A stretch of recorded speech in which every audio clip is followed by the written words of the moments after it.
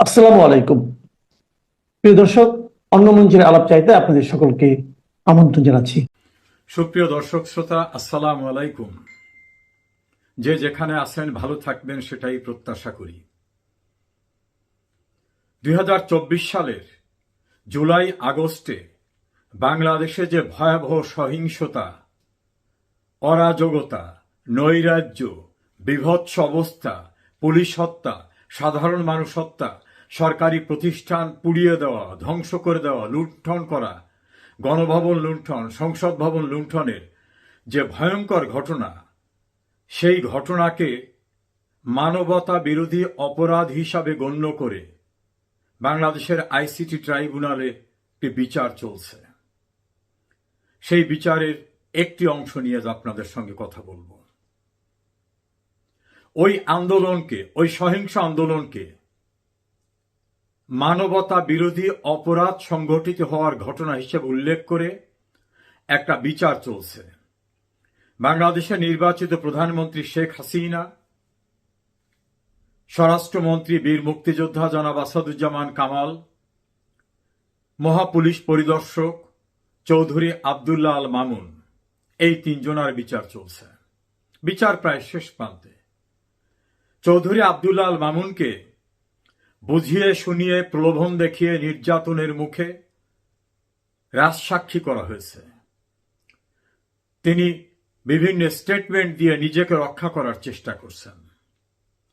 আর অপর দুইজন এই বিচারের সঙ্গে আদালতে নেই, প্রধানমন্ত্রী শেখ হাসিনা এবং স্বরাষ্ট্রমন্ত্রী আসাদুজ্জামান কামাল। সাক্ষ্য পর্ব শেষ করে chief prosecutor advocate Tajul Islam তার যুক্তিতর্ক উপস্থাপন করেছেন। সেই যুক্তিতর্কের গুরুত্বপূর্ণ অংশ নিয়ে আজ আমি কথা বলছি। কিভাবে শেখ হাসিনা, স্বরাষ্ট্রমন্ত্রী এবং পুলিশের আইজিপি এই তিনজন আসামি হলেন, সেটাকেই তিনি ব্যাখ্যা করেছেন। আমি সেই ব্যাখ্যার আলোকেই কথা বলছি। তিনি বলেছেন, সুপিরিয়র কমান্ড রেসপন্সিবিলিটিস, অর্থাৎ ঊর্ধ্বতন কমান্ডারের দায় দায়িত্ব। এই অভিযোগে প্রধানমন্ত্রী হিসাবে শেখ হাসিনা, স্বরাষ্ট্রমন্ত্রী হিসাবে জনাব আসাদুজ্জামান কামাল এবং পুলিশ প্রধান হিসাবে চৌধুরী আবদুল্লাহ আল মামুন দায় অস্বীকার করতে পারেন না। সুপিরিয়র রেসপন্সিবিলিটিস, ঊর্ধ্বতন কর্তৃপক্ষের দায় এবং দায়িত্ব। আইনের ভাষায় সুপিরিয়র রেসপন্সিবিলিটিস। সে কারণে যারা গুলি করেছে, যারা সহিংসতা করেছে, যারা তাদের কথিত মানবতা বিরোধী অপরাধ করেছে, তাদের সুপিরিয়র ছিলেন শেখ হাসিনা, সুপিরিয়র ছিলেন আসাদুজ্জামান কামাল, সুপিরিয়র ছিলেন চৌধুরী আবদুল্লাহ আল মামুন। সেজন্য তারা অপরাধী, তাদের বিচার করা হচ্ছে। তিনি আরো বলেছেন, অনেক পুলিশ গুলি করেছে, অনেক পুলিশ অন্যায় করেছে, আমরা গণহারে তাদের ধরছি না, আমরা কমান্ডিং লেভেলের যারা তাদেরকে ধরছি। প্রশ্নটা এখানেই, প্রধানমন্ত্রী কমান্ড দিয়েছেন কিনা, স্বরাষ্ট্রমন্ত্রী দিয়েছেন কিনা, সেটা অনেক আলোচনা, অনেক বিবেচনার বিষয়। কারণ পুলিশের কে কোথায় কি দায়িত্ব পালন করবেন এটা কারো কমান্ড দেওয়ার কোনো আবশ্যকতা নাই, আইনে আছে এবং তাদের উপর দায়িত্ব দেওয়া আছে। কিন্তু প্রাসঙ্গিক বিষয়টা হচ্ছে, সেনাবাহিনী রাস্তায় দায়িত্ব ছিল এই সহিংসতাকালীন সময়ে। জাতিসংঘের যে রিপোর্টটি, সেই রিপোর্টে সেনাবাহিনীর ভূমিকার কথা উল্লেখ করা হয়েছে এবং সেনাবাহিনীর প্রধান যিনি সেনা প্রধান জেনারেল ওয়াকারুজ্জামান এবং পুলিশ প্রধান চৌধুরী আবদুল্লাহ আল মামুন, তারা যাত্রাবাড়ির ভয়াবহ নৈরাজ্য, সহিংসতা, নাশকতা পরিদর্শন করতে গিয়ে সেই বিভৎসতার উপরে বক্তব্য রেখেছিলেন। পুলিশ যদি আইজিপির নির্দেশে রাস্তায় নেমে থাকে, সেনাবাহিনী নিশ্চয়ই সেনা প্রধানের নির্দেশের বাইরে রাস্তায় যায়নি। এবং জাতিসংঘের রিপোর্টে যেভাবে অভিযুক্ত করা হয়েছে ল এনফোর্সিং এজেন্সিকে, তার ভিতরে সেনাবাহিনী, বিজিবি, পুলিশ, আনসার, র্যাব, তার ভিতরে সেনাবাহিনী আছে এবং ওই রিপোর্টে বারবার উল্লেখ করা হয়েছে। কিভাবে সেনাবাহিনী কি দায়িত্ব পালন করেছে, আকাশে, নিচে, রাস্তায়, সবখানে। র্যাবের ভিতর সেনা সদস্যরা রয়েছে, সেনাবাহিনীর ডাইরেক্ট যারা রাস্তায় ডিউটিতে ছিলেন তারা সেখানে রয়েছেন। তাহলে পুলিশের হাইকমান্ড যদি পুলিশের আইজিপি হন, স্বরাষ্ট্রমন্ত্রী হন, তাহলে সেনাবাহিনীর হাইকমান্ড সুপিরিয়র রেসপন্সিবিলিটিস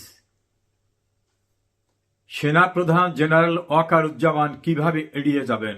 এটা ফৌজদারি আইন বিশেষজ্ঞদের বিশ্লেষণ এবং অভিমত। আপাতত তাকে স্পর্শ করা হচ্ছে না। বিদেশে থাকা 3 জন অনলাইন অ্যাক্টিভিস্ট পিনাকি ভট্টাচার্য, কনক সরোয়ার, ইলিয়াস হোসেন এবং অপর কয়েকজন অবসরপ্রাপ্ত বা চাকরিচ্যুত সেনা কর্মকর্তারা বারবার দাবি জানাচ্ছেন জেনারেল ওয়াকারকে গ্রেপ্তার করতে হবে। দেশের অভ্যন্তরে এই শিবিরের লোকরা জেনারেল ওয়াকারের বিরুদ্ধে সোচ্চার। এমনকি এনসিপির নেতারা, এবি পার্টির নেতারা বিভিন্ন ফোরামের, অর্থাৎ জেনারেল ওয়াকারকে গ্রেপ্তার করা এবং এই দায়ে অভিযুক্ত করার দাবি সোচ্চার হয়ে উঠেছে। অতীতেও কিন্তু এই ট্রাইব্যুনালে এখন যাদের বিচার হচ্ছে তাদের বিচারের পূর্বে কিন্তু এমন একটি দাবিকে জোরালো করানো হয়েছিল। জেনারেল ওয়াকারুজ্জামান, আপনি নির্ভর করেছিলেন অবসরপ্রাপ্ত ইকবাল করিম ভুইয়া সহ সাবেক অবসরপ্রাপ্ত মেজর জেনারেল ফজলে এলাহি আকবর এবং অন্যান্যদের উপর। প্রভাবিত হয়েছিলেন তাদের দ্বারা। তারা কারা? একটি গণতান্ত্রিক সরকারকে উচ্ছেদের আন্দোলনে যারা ডাইরেক্ট ইনভলভ। একটি নির্বাচিত সরকার ক্ষমতায় থাকা অবস্থায় আপনি আর একটি সরকার গঠনের জন্য রাজনৈতিক দলের সঙ্গে যোগাযোগের দায়িত্ব দিয়েছিলেন বিএনপি চেয়ারপারসনের গুরুত্বপূর্ণ উপদেষ্টা অবসরপ্রাপ্ত মেজর জেনারেল ফজলে এলাহি আকবরকে। কে আপনাকে এই পরামর্শ দিয়েছিল?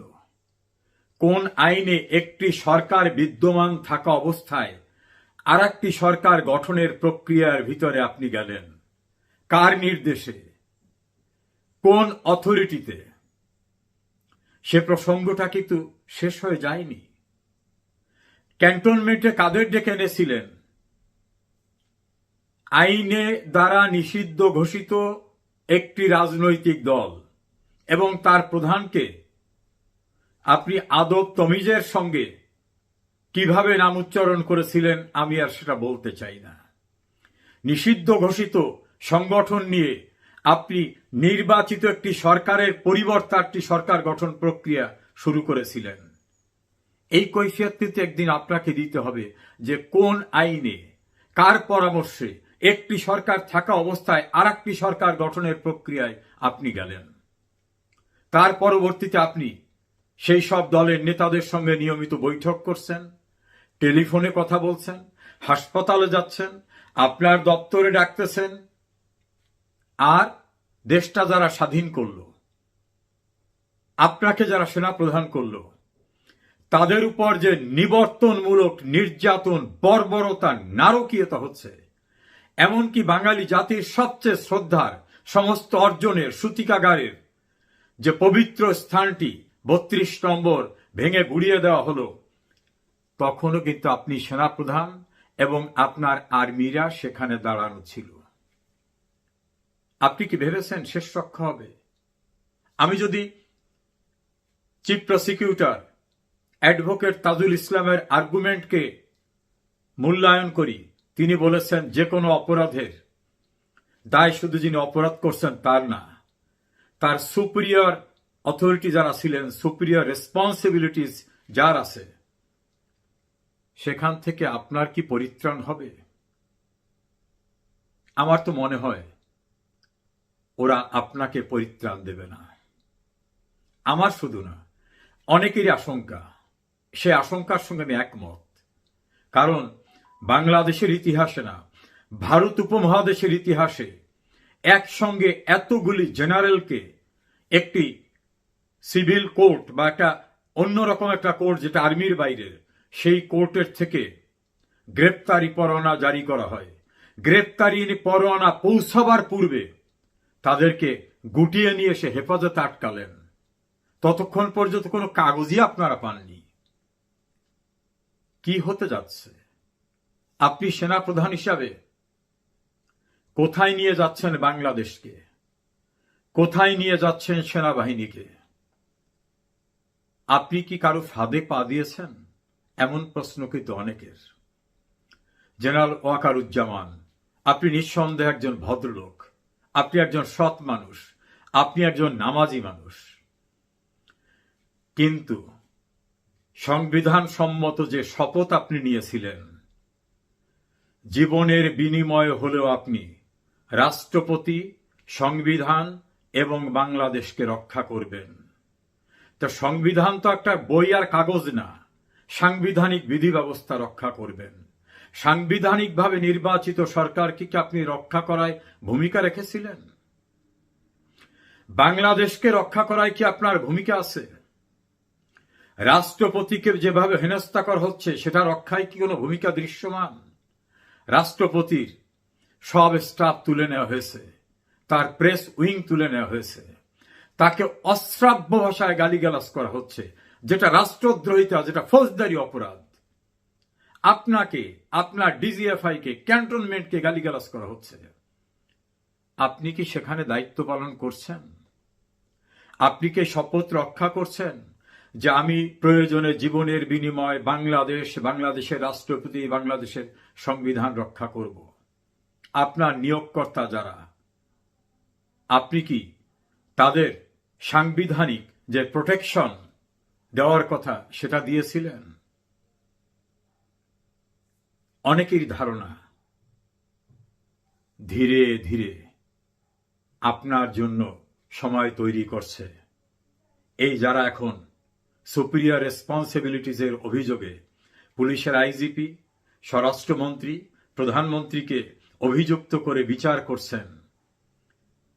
আর্মি যারা রাস্তায় ছিল তাদের সুপিরিয়র অথরিটি হিসাবে আপনাকে ডাকবে, সে সময় বোধহয় খুব দূরে না। কেউ কেউ বলে আপনি কি সব কুল হারালেন? আজকের এই পর্বে সবাইকে স্বাগতম। প্রিয় বন্ধুরা, প্রীতি, সালাম এবং শুভেচ্ছা নেবেন। ক্যান্টনমেন্টের পরিস্থিতি ক্রমশই ঘোলাটে হচ্ছে। এই যে 25 জন সামরিক কর্মকর্তার বিরুদ্ধে গ্রেপ্তারি পরোয়ানা জারি করা হলো এবং তাদের মধ্যে 14 জন এই মুহূর্তে ক্যান্টনমেন্টে বন্দী আছে। অফিসার্স মেসে তাদের আটক করে রাখা হয়েছে। এর মধ্যে আমরা দেখলাম যে স্বরাষ্ট্র মন্ত্রণালয় থেকে একটি প্রজ্ঞাপন জারি করা হয়েছে। ক্যান্টনমেন্টের একটি ইঞ্জিনিয়ারিং বিল্ডিংকে সাব জেল ঘোষণা করা হয়েছে। এখানে কিছু আইনি বিষয় উঠেছে। প্রথমত হলো, কাউকে গ্রেপ্তার করার 48 ঘন্টার মধ্যে তাকে আদালতে প্রডিউস করতে হয়। সেদিক দিয়ে এই আইনটি মানা হচ্ছে না। অফিসার্স মেসে তাদের গ্রেপ্তার করা হয়েছে, কিন্তু তাদের কোর্টের কাছে প্রডিউস করা হয়নি। আইসিটিতে তাদের 22শে অক্টোবরের মধ্যে গ্রেপ্তার করে 22শে অক্টোবর হাজির করার কথা। সো এইখানে একটা আইনের ব্যত্যয় ঘটছে। আমরা ছবি দেখেছি যে চারিদিকে বড় করে মানে প্রাচীর তুলে কাঁটাতারের বেড়া দিয়ে একটা জেল তৈরি করা হচ্ছে। আর সাব জেল এই স্বরাষ্ট্র মন্ত্রণালয়ের প্রজ্ঞাপনের মাধ্যমে এটাকে সাব জেল ঘোষণা করা হয়েছে। কিন্তু খেয়াল করে দেখবেন যে বিল্ডিংটা কিন্তু সামরিক এরিয়ায় এবং সামরিক একটা স্থাপনা। আবার প্রজ্ঞাপন জারি করছে বেসামরিক কর্তৃপক্ষ। বেসামরিক কর্তৃপক্ষ স্বরাষ্ট্র মন্ত্রণালয় কি ক্যান্টনমেন্টের একটা ভবনকে সাব জেল ঘোষণা করবার আইনি অধিকার রাখে কিনা, এই প্রশ্ন কোনো কোনো আইনজীবী তুলছেন। তো এরকম একটা কঠিন অবস্থা, এবং এটা সামগ্রিকভাবে সেনাবাহিনীদের ভেতরে ক্ষোভ তৈরি করেছে, সেনাবাহিনীর ভাবমূর্তিকে ক্ষতিগ্রস্ত করেছে। এর মধ্যে আমরা দেখলাম সোশ্যাল মিডিয়ায় ভাইরাল হয়েছে যে রাজু ভাস্কর্যের কাছে কয়েকজন আর্মি অফিসারের ছবি টানিয়ে দেওয়া হচ্ছে, একদম ফুল লেন্থ ছবি, বোর্ড কেটে। এবং এরা হলো এই গ্রেপ্তারি পরোয়ানা যাদের বিরুদ্ধে জারি করা হচ্ছে সেই সব সামরিক কর্মকর্তা প্রকাশ্যে এইভাবে সামরিক কর্মকর্তাদের ফুল লেন্থ ছবি টাঙিয়ে দেওয়া, এটা তো মৌলিক মানবাধিকারের পরিপন্থী একটা কাজ। যদি কারো বিরুদ্ধে কোনো অভিযোগ আনা হয়, একদম আদালতে ফাইনালি প্রমাণ না হওয়া পর্যন্ত সে কিন্তু নিরপরাধ হিসেবেই বিবেচিত হয়, এবং সেটা একদম ইন্টারন্যাশনালি রিকগনাইজড একটা বেসিক হিউম্যান রাইটস এর একটা অন্তর্গত। সুতরাং এই যে সামরিক বাহিনীর এত শীর্ষ কর্মকর্তাদের এইভাবে প্রকাশ্যে হিউমিলিয়েট করা হচ্ছে, অপমান করা হচ্ছে, এর মধ্য দিয়ে সামরিক বাহিনীর প্রতি একটা আসলে চ্যালেঞ্জ ছুড়ে দেওয়া হয়েছে। আমি বারবার বলছি যে পুলিশকে ধ্বংস করা হয়েছে, পুলিশের মনোবল একদম তলানিতে। এখন টার্গেট করা হচ্ছে সেনাবাহিনীটা। আমাদের যে আপনি পছন্দ করেন না করেন, আমাদের এই সেনাবাহিনী, নৌবাহিনী, বিমান বাহিনী, এরা একটা স্ট্রাকচার্ড প্রতিষ্ঠান। সেই প্রতিষ্ঠানগুলোকে এখন ডিস্টেবিলাইজ করা হচ্ছে। সম্পূর্ণ ডিস্ট্রয় না করলেও এটা যেন আর মেরুদণ্ড সোজা করে না দাঁড়াতে পারে সেই ব্যবস্থা করা হচ্ছে। এখন এই যে সেনা কর্মকর্তাদের বিরুদ্ধে, ওভারঅল বাহিনীর বিরুদ্ধে যে ষড়যন্ত্রগুলো হচ্ছে, এগুলোর সাথে কি জেনারেল ওয়াকার জড়িত? সেনাপ্রধান আমাদের একটা বোঝানোর চেষ্টা করেন, বা তার বাহিনীর লোকজনদের তিনি বোঝানোর চেষ্টা করেন যে তিনি সবার কাছে যাচ্ছেন, সবার কাছে গিয়ে বলছেন যে এরকম সেনাবাহিনীর বিচার এভাবে করা যাবে না, আইসিটিতে করা যাবে না, সেনা আইনে করতে হবে, তাদের ইমিউনিটি দেওয়ার জন্য তিনি দৌড়াদৌড়ি করছেন। কিন্তু এসবই তার নাটক।